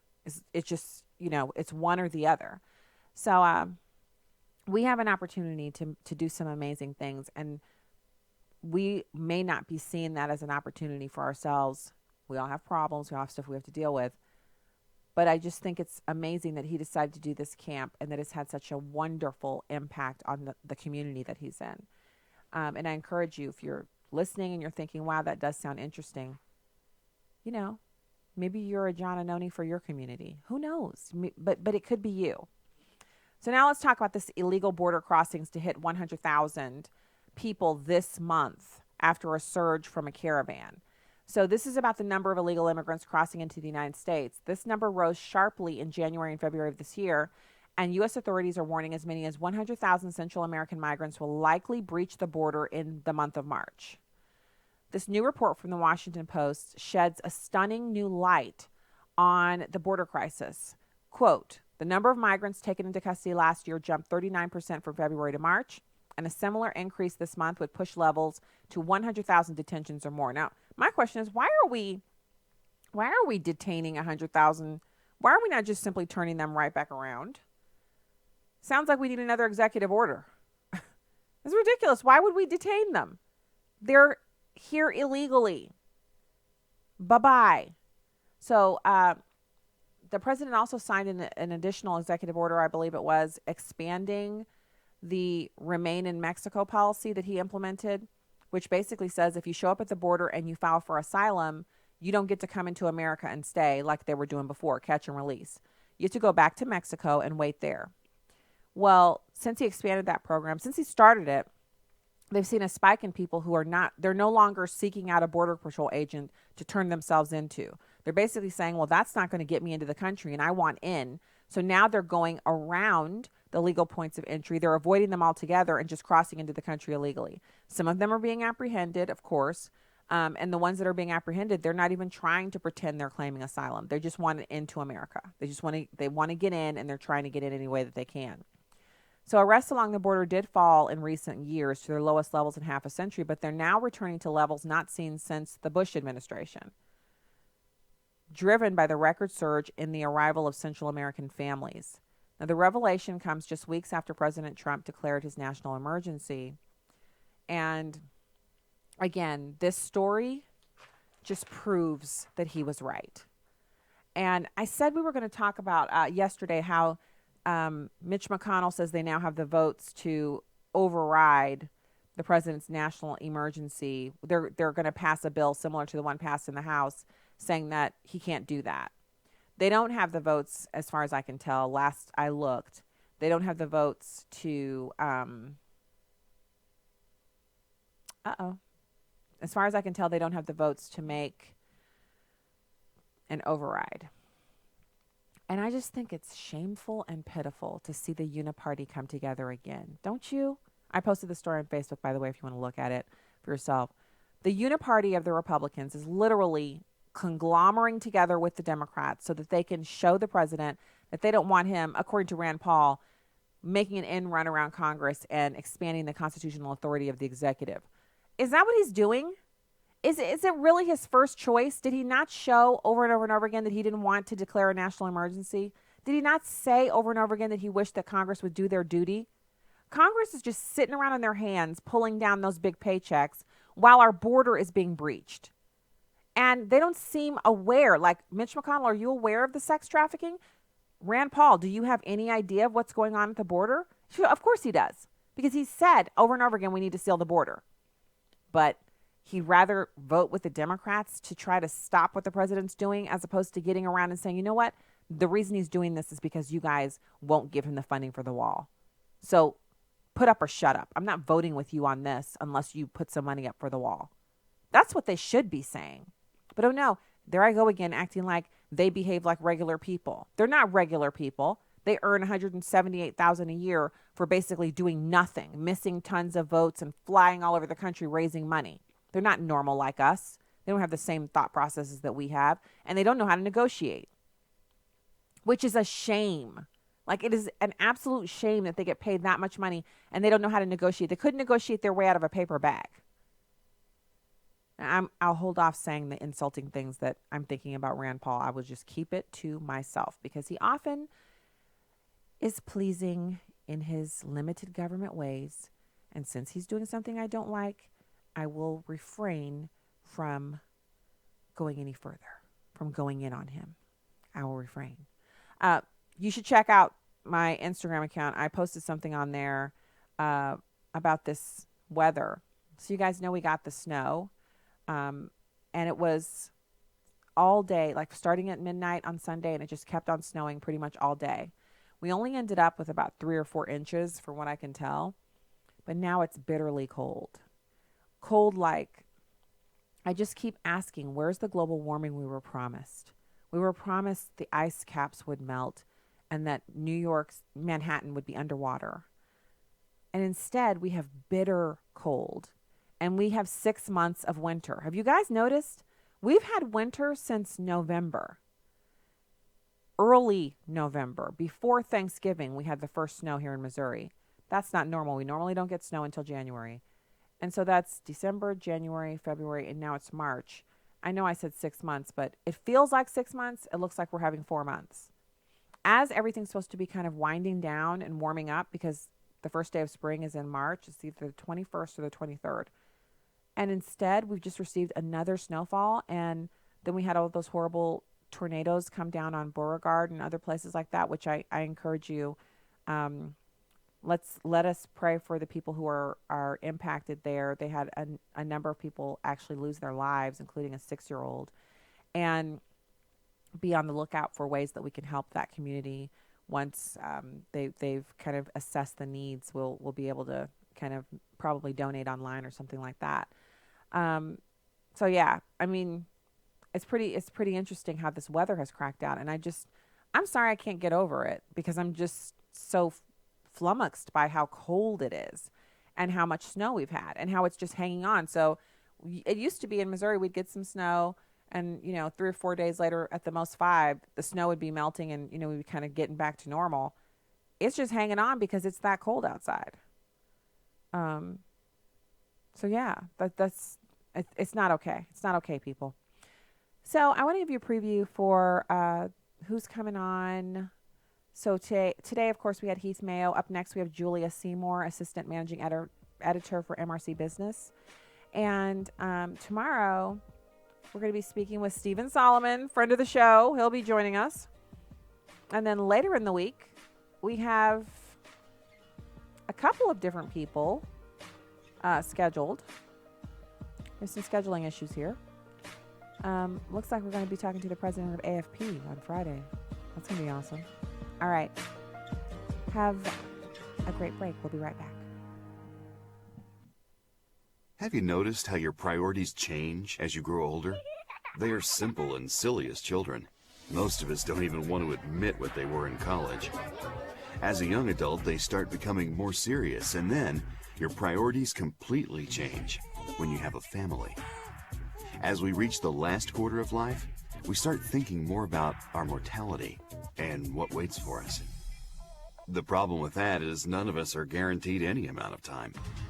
Don't wait until you think you need to get serious about God. He sent His Son, Jesus Christ, to offer you forgiveness and hope for eternity. Don't ignore that gift and wait any longer to invite Jesus Christ into your life. Call 888-NEED-HIM to learn how to have a personal relationship with Jesus and take care of the biggest priority in life. That number is 888-NEED-HIM. 888-NEED-HIM. Help her in her time of grief, Father. Thank you, Father. Give her strength, give her guidance, and help her realize that you are there with her. Intercession is a unique form of prayer. It's praying on behalf of another individual. Pastor Joseph Parker of the Hour of Intercession. Our prayer life is to not consist only of praying for ourselves and our own families, but we're to pray much for the needs of others and the world. Listen weekday afternoons at 1 Central here on Urban Family Talk. Bishop Vincent Matthews. Every one of my children have gone to college, that are in college on an academic scholarship. You know, we taught them in our home. So reevaluate. Wherever you bought your hair or got it done, one day it's going to be out of style. But your heritage is not just for what am I going to do today. It's for your children's children's children's children's children. The Marriage, Family, and Life Conference is coming June 20th through the 22nd. Learn more and register at urbanfamilytalk.com. Fox on Tech. Tech companies and their fans from all over the world in Barcelona for the Mobile World Congress. It's like a show and tell for grown-ups, and everybody's talking about one thing. 5G. 5G. 5G. 5G. 5G. 5G. 5G network. It's the next incarnation of what you currently use to text, talk, and swipe right. This wireless technology is replacing the 4G service you've got now, which will seem like dial-up. It also promises to be more widely available, and that's what makes 5G a game changer, a not-so-distant future where almost anything is constantly connected. The industry predicts it will change the way we live, how we get coffee on the way to work, the way we listen to music, even how lives are saved. But there's a team from the State Department warning about a key player in 5G. That company, Huawei, is based in China, and reports about the integrity of its products and employees is unsettling for Washington. I'm Ellison Barber, Fox News. You can download episodes of Stacy on the Right from the podcast page on AFR.net or UrbanFamilyTalk.com. Now, back to the show on American Family Radio and Urban Family Talk. Hey, welcome back to the program. Thanks for being with us. Find out more at StacyOnTheRight.com, at StacyOnTheRight on Twitter and Instagram. Hit the subscribe button. You can also learn about our Marriage and Family Conference at UrbanFamilyTalk.com. It's the last week of June. So it's like the 23rd, I think. But you can find it at urbanfamilytalk.com. You can register there. It's ministry-wide. So we're going to have some fantastic speakers and guests. And just like last year, I'll be there, and we'll be able to say hello and kind of enjoy the content together. Still working on, I'm not sure if Miki and I are going to be doing the parenting panel that we did last year. It was hugely successful. And if we are doing that, I will have more. So I just had a couple of books last time that I really enjoyed and recommended that I shared. This time I will have a basket so that more people can get a free book. And really, it's on me. I'm just sharing things that have helped in our parenting and marriage journey, which sometimes it's a book that can be a game changer. And so I'll be giving away a few of those at the conference if we have that panel. Right now, it's my pleasure to welcome Julia Seymour, Assistant Managing Editor for Media Research Center Business. Julia, thanks for joining us today. Thank you so much for having me, Stacy. So I'm excited about speaking to you because this is what I've got going on. I think we should give credit where it's due. When there was something that President Obama did that was good, it was kind of rare for me, but if I stumbled across something, I would mention it, mainly because Absolutely. I tried to have some credibility there. You know, in my mind, if I just hated him with the hate of 1,000 suns and was irrational about him, it would make people not trust my commentary on other things. So I tried to remain even-keeled. I did not hate him, and I definitely could call out something positive that he was doing. And even some people would get mad at me for doing it, but I would still do it because I felt like I owed that. And for President Trump, the jobs boom, it's like a silent victory for him. When they mention it, they give it 30 seconds and they don't really talk about the impact it's having on people's lives. People's lives are being materially changed right now by the fact that they're gainfully employed and earning more money than they ever have before. Absolutely. I watch jobs reporting like every single month, and I've been doing it for years. I was watching it under Obama. I'm watching it under President Trump. And consistently what I find is that particularly ABC, CBS, and NBC evening news shows do not want to give this administration credit for a strong economy, a strengthening economy. They want to reach back and say, well, he inherited this. It was already doing better. You know, it's not his tax bill. Can't be that. Can't be deregulation. So, yeah, my most recent analysis, I looked at the last 15 months of those shows, evening newscast coverage on the days that the monthly unemployment report came out. And what I found was that of those, so 15 months, 3 networks, 45 broadcasts total, there was only one story giving Trump any credit at all for this piece of the economic puzzle and the jobs boom. So why? Why is it so hard to just say, dude has made an environment in which jobs can flourish, and thank you to big business for taking advantage of the new environment that's created by the tax cuts and creating new jobs? I mean, what's wrong with just saying that this is happening and Americans are really loving it? Right. Well, occasionally they do the Americans are loving this. They find people who are now employed even before they finish their college degrees or stories like that. And I love seeing those stories. However, there are also distinct policies involved here, and they would do, even if they don't want to say it themselves, they could bring on economists to say it. They could consult economists on both sides and include that perspective, and yet they don't want to.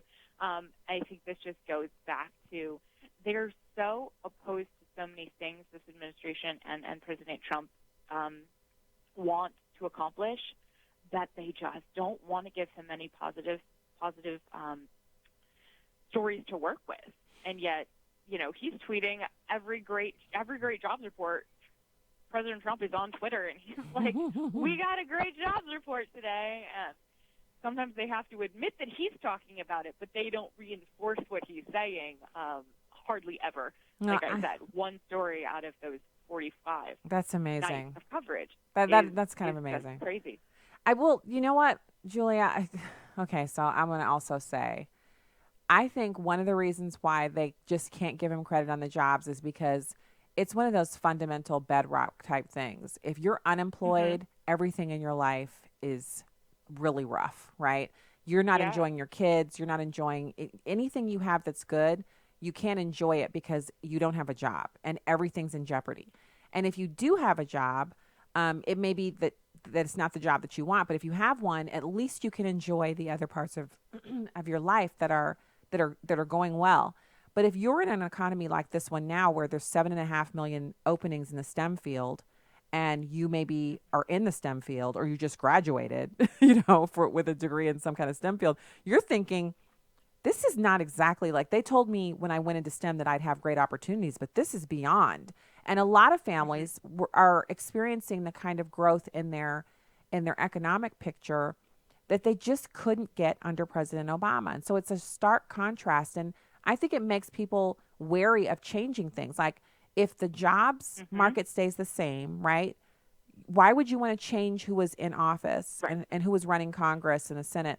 If everything could stay the same, you could keep working and earning money and going on vacation and, buy that car, put your kid through school, whatever. You just want things to stay the same. And that's not good for Democrats right now. Well, and going to that point, I mean, I think if you look, I looked back 15 months. Most of that time period preceded the midterm elections. So that was definitely a time period in which they, because the conservatives and Republicans were trying to run on the economy, I think that could have had an influence on how they were covering or not covering the economy. It's like, you're running on it and it's looking good. So we're just not going to talk about that. And we'll just let people kind of live it out. Because what I've noticed, and I know it's anecdotal, but it is supported by statistics on spending right now. People are buying new cars. People are buying an upgraded car. People are buying their houses. They're buying a house. They're upgrading to a bigger house. People are, instead of just renting a condo, some people are buying them. I mean, this is a unique environment in that you are getting to take advantage of what is happening with the policies, regardless of, you can be a hardcore liberal Democrat and you can still go out and buy a condo right now, upgrade your job, go make more money, save more money, put a kid in private school that was in public school that you hated. And you don't have to tell anybody that you're enjoying yourself and that everything's going well for you. You can just keep, waxing poetic about Hillary Clinton, but take advantage of everything this president is giving you. And the media is kind of playing into that. Like, I see a lot of people out shopping, and when they get in their car, they're driving a Prius and it has a Bernie Sanders sticker on it, but they're loading just gobs of big fat overstuffed bags into their trunk. And I'm like, so you're shopping and you're living large, but you're driving that Prius with the Bernie sticker on it. You don't even understand what's happening to you right now. Right. Yeah. Well, and I think what it amazes me is that I also I looked at the number of jobs added each month and added them up since that November 2017 start of the month I started with. For this, more than 3 million jobs were added in that time frame. And the craziest part about that was that the Wall Street Journal was talking to economists January of 2018 who said we're at or near full employment in this country. So they didn't expect there to be that much room to add more jobs, and yet we keep adding them, and there are more, people are more willing to quit their jobs to go get a better job. There are, stories about how. Sorry, I just completely lost my train of thought there. I know how you're feeling, because it's so cold I can barely get through a whole thought. Great news for job seekers in this country, and it frustrates me watching month after month to see how little the evening shows care about this, because they still have millions of viewers. Well, they do, but I have to think at some point, Julia, that. So you're not hearing about it. You're not hearing about the jobs, and maybe it's not registering for you, but it has to be a phenomenon. Yeah, you're living it, and it's in your community. And maybe it's not so much that because a lot of people were already in stable employment, so there's not a huge difference for them. If they're not looking for a new job, it's maybe not a big deal. But maybe it's a family member who's been perennially unemployed or was really hit hard and hasn't fully bounced back, and now they've finally gotten that new job. Do you think there's a way that it can be connecting with people it's just a reality check where they don't need to hear it on the news, but they know something's different and they kind of attribute it to the tax cut, which has been really vilified, but has done so many amazing things, and they need to do more, actually. I think it's entirely possible that real people on the ground in their lives are feeling these things and interpreting them for themselves, and they're not relying on the media. But it's my job to point out that the media are failing on this. They are continually letting their bias get in the way of them covering economic news under this administration. And I'm going to continue to do that until they shape up. I'm glad you're doing it, and we need you to do it. I think I just wish we could break in. You know how, back in the day, if there was no national emergency, they would break in. And they'd be on for like a minute or two to talk about it, and then they'd break back out. And I wish we could have like little break-ins in the liberal broadcast where you just have someone come in. It was just, the camera would just pan to you, Julia, and you'd go, out of the last, 15 months, and you would just share, it'd be like 60 seconds, and then it would pan back to them. And they would be mad, but there'd be nothing they could do about it. And you could do that like once an hour. You could break in. There's so many good people who come on the show who have facts and information that they could share in a 60-second format. Just break in, share it, go back out. Yeah. It's needed. People need to know this. Yeah, they do. And, the networks have no excuse here. Other media outlets have been giving Trump credit, even if they do it begrudgingly. And then, more outlets that are more favorable or don't dislike the administration so much actually run editorials and op-eds from people who are, economists and CEOs who say, yes, he deserves a lot of the credit for this. It is the policies of deregulation, lower tax cuts, particularly lower corporate tax rates, that have helped keep growing jobs in this country and growing the economy faster than it was growing before. Well, I think someone who often will tell what they really think, besides Joy Behar, who regularly outs herself and says the most crazy things, but it's what they believe, is Bill Maher. And about a year ago, I think it was, he said, the economy's really booming right now, and I can't stand it because what we really need if we want to win the midterms is a recession. That's what he said. Yep. He was like, we need a recession. Yep, we wrote about it. Yeah, and so Yep. that was kind of amazing to me because he just brazenly ripped off the mask for a couple seconds and said, look at this. I want you to fail in order for us to win. And I'm glad it's not working, but it's definitely that's where they're coming from. Thank God we have you at Media Research Center. The work that you do there at Newsbusters and your whole family of companies there, it's the only way we have some way of measuring how often the truth is going out. And I'm hoping that we'll see more of it. But thank you for what you do at Media Research Center, Julia. Thank you for having me on to share this with people so that they become more aware of the problem of media bias in this country. Fantastic. Julia Seymour, Assistant Managing Editor for MRC Business. Thanks for your time today. Thank you. All right. Talk to you again soon. I want to close out the show with this little bit of audio. It's like a good news piece, and I love sharing good news with you. And this one is a KOAA NBC5 news report on a gun sanctuary county. And it's just a really quick news item, but this is good news that we can share about how this county is taking the sanctuary city concept, which we all hate, and turning it into something that we can get behind because we love the Second Amendment. It's number 6. Resolution 12 declares Fremont County to be a Second Amendment sanctuary county. The decree says the sheriff can use his discretion to not enforce any unconstitutional firearms laws. Commissioner Dwayne McFall says the use of the term sanctuary is intentional. If the illegal immigrant is safe in a sanctuary city, then a Second Amendment gun owner would be safe in a sanctuary county to exercise his right to bear arms. The sheriff told us he doesn't personally believe Colorado's red flag bill is constitutional. If you read in the strictest definition the Second Amendment, it says that the right to keep and bear arms shall not be infringed. That's pretty specific language. But he also doubts the county resolution gives him legal protection to not enforce the bill if it becomes law. It's really symbolic more than anything else. To let the citizens of the county know where their governing body stands. Commissioner McFall says the red flag bill ignores due process protections in the 5th and 14th Amendments. He points out that current state law allows for 72-hour mental health holds for people who are in crisis. He doesn't think the state should violate civil rights through statute. Making a statement to the legislature that they need to listen to the entire state of Colorado and not just the metro areas. Wow. I like it. I like it a lot.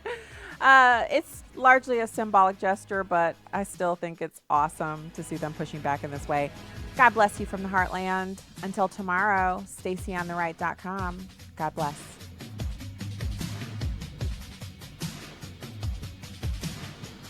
The views and opinions expressed in this broadcast do not necessarily reflect those of Urban Family Talk, Urban Family Communication.